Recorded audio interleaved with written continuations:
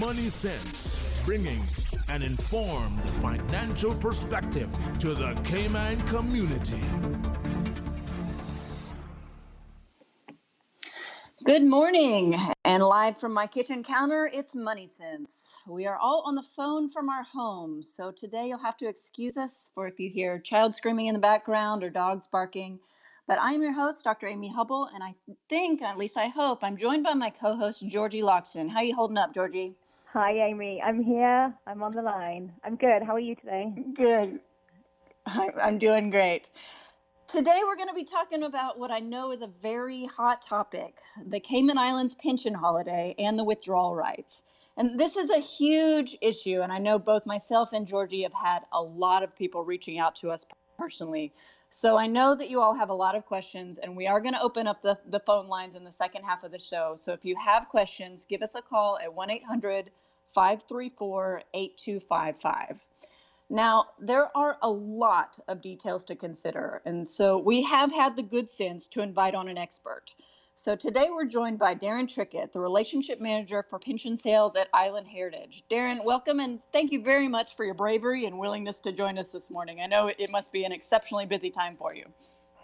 Thank you, Amy. It's a pleasure. Thanks for having me on the show. Absolutely. All right, so let's get right into it.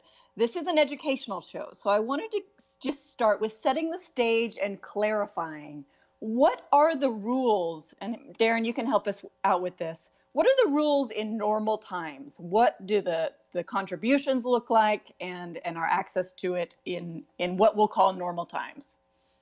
Okay, so the pension law has been in place since about 1999.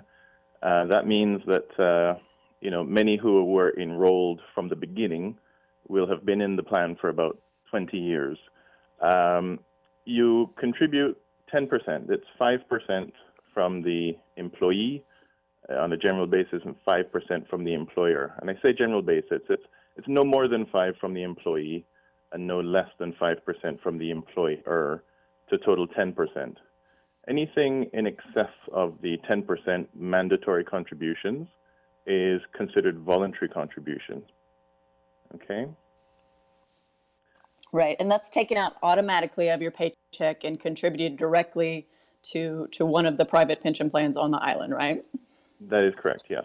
And there's a cap, correct? We should highlight the cap because it means that people earning over a certain amount aren't actually necessarily seeing 10% of their entire salary put into a pension. That's correct, Georgie. The cap is 10% up to 87,000 CI dollars.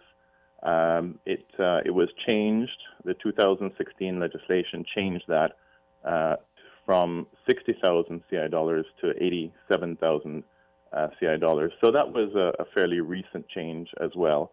And obviously the logic behind that was to increase the accumulation for those who are in the higher income brackets so that they would have a more meaningful sum when they are ready to retire.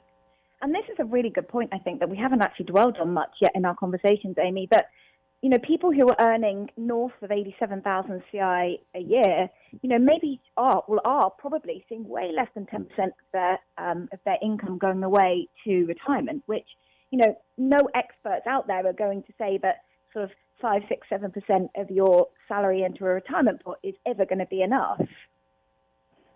Yeah, that's exactly right. And I don't think we want to dwell too much on people making over $87,000, but we definitely know that if you are making over $70,000, you're not mandated to either your employer or you contribute more. And so you are definitely going to need to be supplementing your own savings.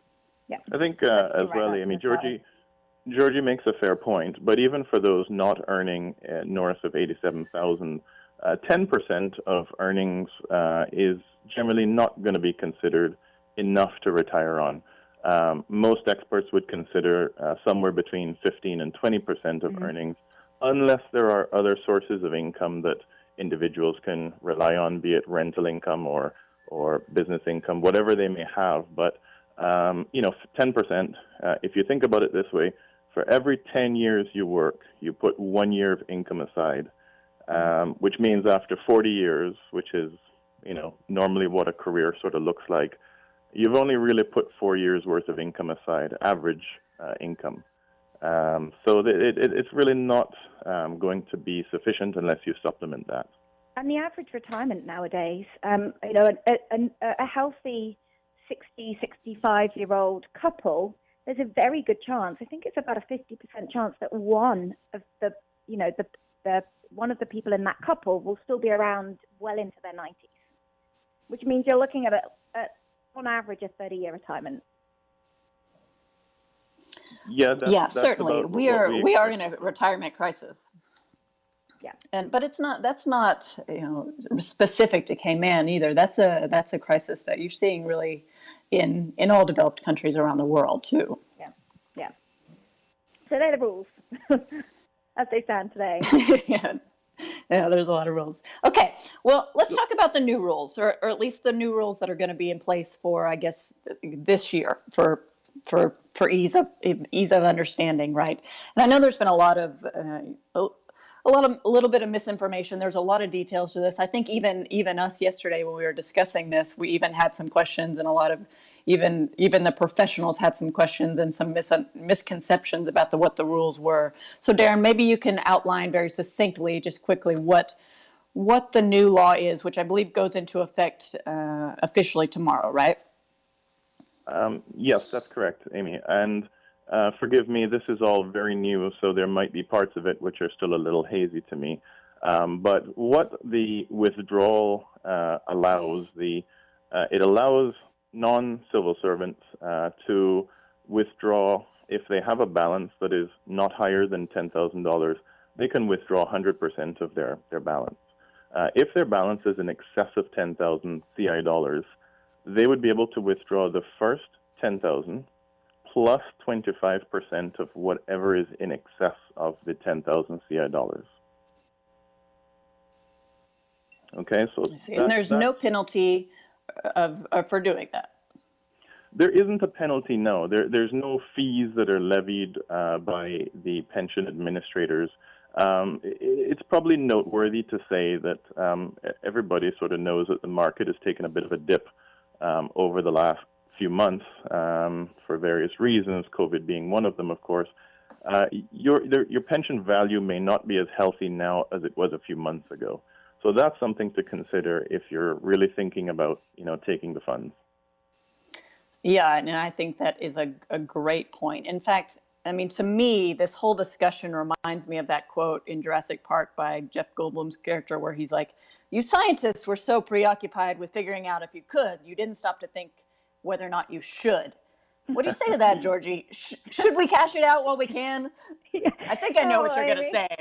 Amy, look, I think there's a real human side to this crisis, and the human side is terrible, and there are people out there, and, it's absolutely heartbreaking, these people who have lost their jobs, and they were never in a position to accumulate savings, and they really have nothing else. And for those people, of course, this is a survival issue, and, money is a key survival issue, and we need it to put a roof over our heads, and we need it to put food on the table. So for those people who have nothing else and have lost their job and have no income, I think that goes ahead of everything else, right? You have to put that first. Now, for other people who maybe have had a slight reduction in their income or have had no reduction at all, should they be taking it and doing something else with it? I think in general, the advice to that is think very, very hard about it, and probably not, because if we just take a step back and think about what the pension is in the first place, I mean,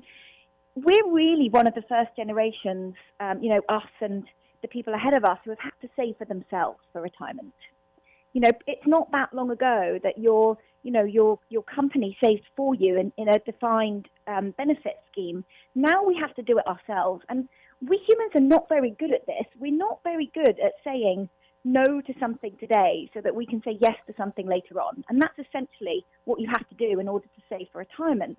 So if you take this money out of your pension, you have to be extremely sure that you're not going to spend it on anything frivolous, and you're going to put it aside for your retirement. And I don't think that most people are going to do that. So I think the pensions are there in order to protect people from themselves, ultimately, to protect us from our own behavior.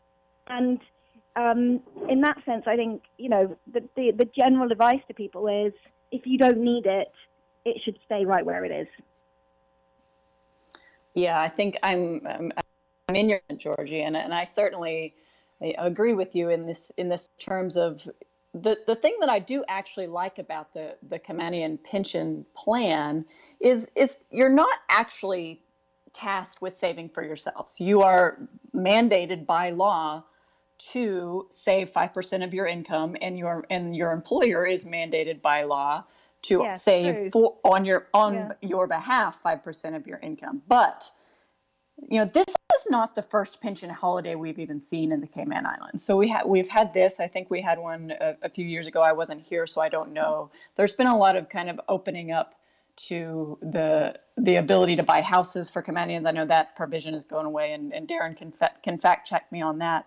But I do think that continually allowing any members to access pension funds is ultimately going to be detrimental. And not only that, it's a continuality of allowing people to access their pension funds during every crisis, which is exactly at the wrong time. Obviously, the markets have recovered a little bit in April, but at the end of March, and I know most people haven't seen a statement for the end of March, but at least the S&P 500 was down 20% on the year. Selling right now is not the time. So, in my opinion, if you are Caymanian and this is your retirement income, do not touch it. Full stop. Yep. Full agreement. Yeah, but I do think that I do want to applaud the ability to take it out too. I don't want to undermine the people that need it. And I know there's people probably listening to us and saying we need this money, and you do. Yeah. I understand there are expats that are needing to leave this island. There are expats that need to buy plane tickets. There are expats that are going to have to go home to a place where they don't have a job there either, and they're going to need cash to get settled. And so absolutely this is the right time for you. But if this is your retirement income and you have a job or you think that you will soon have a job, there's no reason to touch this money. Yeah, agreed. And, for those people who do need it, take it and know that you're going to have to catch up at some point. But it's like when people have a cash buffer. And, Amy, as a financial planner, we're always telling people you have to have a cash buffer for the what-ifs in life. And if those what-ifs come along and you have to spend that money on something because there's been a hurricane or there's been a global pandemic or your car's broken down or the roof's fallen in, that's what it's there for. And we should be able to spend that money on the things that are needed without feeling guilty. And I think that's probably important for people who do have to touch it because they have nothing else, to just sort of not feel, not psychologically feel like it's a really, really bad decision, because it's there and it's, as I say, it's a survival issue. And if it's a survival issue, then that comes first. Yeah, and I know we've talked about this earlier this week, just in terms of when you are in a panic situation, which is exactly what we are all in, is a very panic situation. We're unclear about our jobs, we're unclear about our health, we're unclear about the values of our homes, the values of our investments. And in those situations, we always want to kind of gather all of our cash to us and just kind of sit and be safe. And that is human nature. And so at this point, we're just trying to battle what our brain is telling us to do. Yeah. Well, the first half went very, very fast. Yeah. I'm looking at the timer and we are already out of time for the first half. So we're going to take a very short 30-second break and come back, and we are going to, I believe, open up the lines for your own questions if you do have them. And that number again is 1-800-534-8255. Radio Cayman, maintaining the innovation. On a daily basis, making it easy to connect with you, our listeners. Add us to WhatsApp today, 925-3261. That's 925-3261. Radio Cayman. Send a text or voice note. Can I send a request, please? You don't really have to ask us. Just send a request. This is a shout out to my ex. Radio Cayman, the voice of the Cayman Islands. Radio Cayman, maintaining the innovation. This is Money Sense, bringing an informed financial perspective to the Cayman community. Brought to you by the CFA Society Cayman Islands. And now, more Money Sense. All right, welcome back to Money Sense. We are joined again today by the Relationship Manager for Pension Sales at Island Heritage, Darren Trickett, and we also have, of course, Georgie Loxton on the lines. Okay, for the second half, our phone lines are open, 1-800-534-8255 to take your financial questions. I do want to remind you to please remember that to keep your questions kind of specific or broad. We don't want people calling in and kind of asking questions that are specific to their individual pension provider. If you have those questions, even if it's Island Heritage, go ahead and call them first. We're not going to be able to answer those questions. So please keep your questions topical. Okay. So while we wait and see if we have any calls, let's talk about just kind of some of the frustrations I know everybody's hearing. And Darren, I'll let you talk on this. I think a lot of us in the financial service industries kind of inherently understand why it's going to take so long to get this cash, which has kind of been said anywhere from 45 to 60 days. But maybe you could just kind of expound on that process and why it is probably going to take so long. Yes, Amy, happy to do so. Let me just first say that Island Heritage actually won't have an issue with the 45-day time frame that the government has provided in order to get the funds to the members who choose to withdraw. However, there are other pension plans out there that use what's called monthly NAV, monthly net asset valuations, where they don't even know the value of a member's pension until some 6 weeks or so after the closing of a particular month. So it's going to be very difficult, especially considering the sorts of volumes of requests that are expected. There have literally been thousands upon thousands of requests to the pension administrators, and because of that, it is going to possibly take longer than one might expect with some of the companies in order to get the funds. Bear in mind as well that we're all working from home for the most part. We don't have the ability to reach out to our finance people, in the cubicle next door and ask them to cut a check or ask them to do this and that. This is a unique situation where we don't have all of the features and the things we're accustomed to for efficiency in order to, make all of this happen the way it normally would. So what we're trying to do is to do everything electronically. We're trying to get the application form out electronically, receive it back electronically with IDs that have been certified electronically, and then to process that and to remit payments to an individual's bank account, which again, we can't be entirely held to account for the timing of, but suffice it to say that those pension providers that have the monthly NAVs are going to find it very difficult indeed in order to meet those sorts of time frames. And I would echo everything you said. It's a long process, and I would assume that most pension plans are not, staffed to ultimately just expect every single one of their members to need a withdrawal on one day, for better for worse. So I do think we need to have just maybe a little bit of patience and a little bit of mercy to the pension plans who are kind of being mandated to do this. People do have time to make this decision, don't they, Darren? It's not, you don't have to do it tomorrow. We've got, over 6 months. So, if your job is still secure today and you're still getting income, don't rush out. Don't rush out and do this. If 3-4 months down the line things look different, you still will have the opportunity to withdraw. That's right. You actually have a 6-month window to consider making this withdrawal, Georgie. So you're absolutely right. And the other thing to consider as well, I don't have a crystal ball, and I don't know anyone who does, but the markets may well recover substantially. They may well recover fully during that time. It might mean that the amount that you're entitled to, if you can wait, may increase. Now, I can't hand on heart swear to that, but who knows? That may well be the case. They're certainly headed in that direction right now, aren't they? Exactly. Markets, Yeah. But who knows? As you say, who knows? So.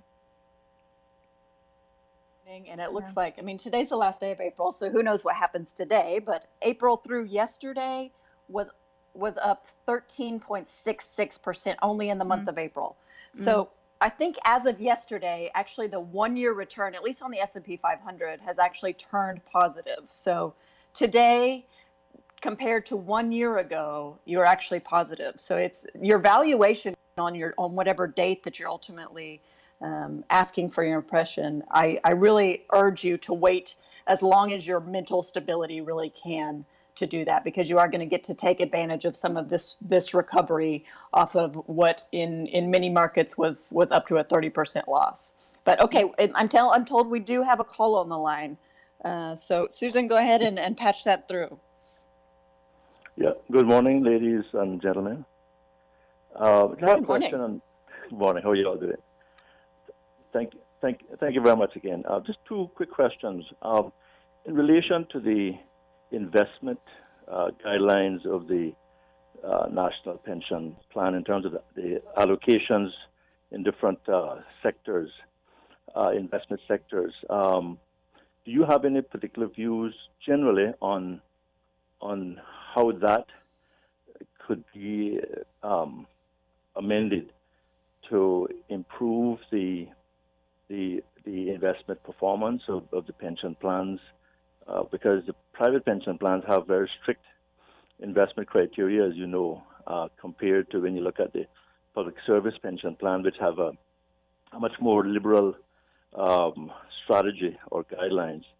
So that's my first question. The second question, the final question, is in terms of local investments or investing in local instruments, other than like CUC or maybe the water company, do you see any other local vehicles that could be invested in that would give a credible return?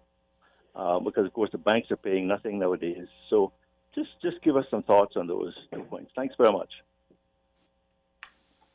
Sure. Well, I will defer to Darren to talk about what the actual investment kind of breakdown requirements under the law are. But I will say that in terms of better investment options, better choices, yes, that is the case. But you're also, regardless of who you ask, every single person you ask is kind of going to have a different opinion from that standpoint. But yes, there are guidelines within the law, which, Darren, I'll let you talk about that just a little bit. Yeah, thanks, Amy. There are indeed some guidelines, and in the broadest sense, your portfolio, your investments cannot be 100% cash or 100% stocks or equities.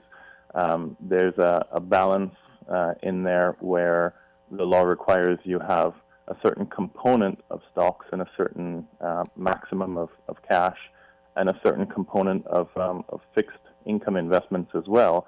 On the stocks, it's between, if I recall, 40 and 70%. And on the cash, I believe it's no more than 25% of your holdings. So without going into all of the specifics, I do think, in answer to the question, that there is an opportunity to look at making the private pensions schemes, the law, more similar to what is available to those who are in the Public Service Pension Board pension, because it is a different law.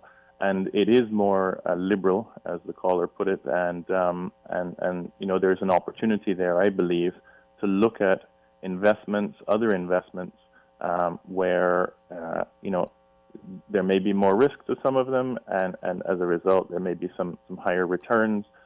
That would be good to see for those who have an appetite for that level of risk. There are local companies, for instance, that could be supported and have their investments included in the plan. There's a number of things that could be done, and as I say, it's a case of looking at the differences between the two laws and possibly making them more similar to each other. Can I chime in with something here? Of course. Just on that, I agree with Darren in that I think that the law is probably slightly too prescriptive over what the private pension plans can do with that money. But if you're thinking about taking it out of a pension and putting it into, let's say, for example, CUC shares or some other local investment, just remember that there's a very fundamental principle of investing, and that's diversification. And your Cayman pension, by nature, the investments that you hold within your pension pot will be diversified across the entire globe. They should be diversified across the entire globe. And, putting any large amount of your wealth or your savings into one individual company, however safe that company feels and seems, just completely takes you away from that fundamental principle of diversification, and you've suddenly put all your eggs in one basket, which can prove to be, very damaging to your long-term wealth. Yeah, same echo on that. That's exactly the thought that I had, Georgie, on that question is whether or not those companies are located in Cayman or the US or Europe or anywhere else. The fundamental principle there is that you do not want to take significant exposure to a single company or a single industry or even a single geographical region. Yeah. I'm told that we have another call. So are you ready for another one? We're ready. All right. Go ahead, caller. Yeah, what is the history of pensions? Where did it all originate? Was the U.S. Social Security Act in 1937, 38 the first real broad-based pension system, or were there other ones before that? That's a good question. I can't say that I know that answer. I am an American, so I am kind of familiar with the Social Security theme. But even then, I'm you've shamed me, caller. I don't know the answer to that. Maybe my other host do. There is a really interesting story, and I read it recently, and I can't remember it, but I feel as though pensions started originally in Germany. I'm going to look this up.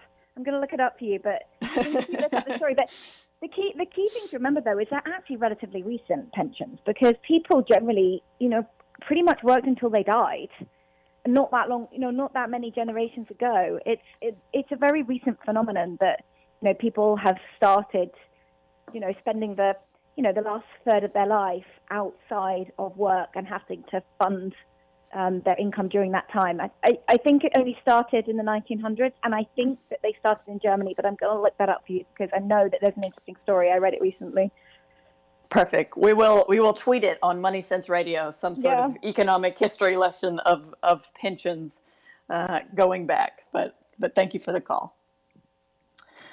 All right, we are running just slightly low on time. I do want to give both Georgie and Darren an opportunity to give a last word. I know it was a quick show and we didn't get around to it, and we can certainly continue the conversation on Twitter. But go ahead, Georgie. Any last parting thoughts? No, I think I've really said, the important stuff, which is just think very, very hard about this and remember that a pension plan, by its nature and by the fact that you can't access this money until you retire, is protecting ourselves, from spending it before we need it. So just be very, very careful around what you do with this. Absolutely. Darren? Thanks, Amy. I think Georgie puts it very well. I'd also like to just add that there is a pension holiday that has been legislated, and that means that no contributions have to be invested in the plan from April through to October. It's a 6-month holiday. If any contributions are made, they will be classed as voluntary. Voluntary contributions can be accessed. There's a number of hardship reasons that individuals can access them. And at retirement, individuals can also take those voluntary contributions as a lump sum. So again, think hard about, when you'll actually need the funds, what use you'll have for them, and whether, putting something aside, a nest egg aside for the eventual retirement isn't possibly the best idea. Yeah, absolutely. And I would echo both of those thoughts.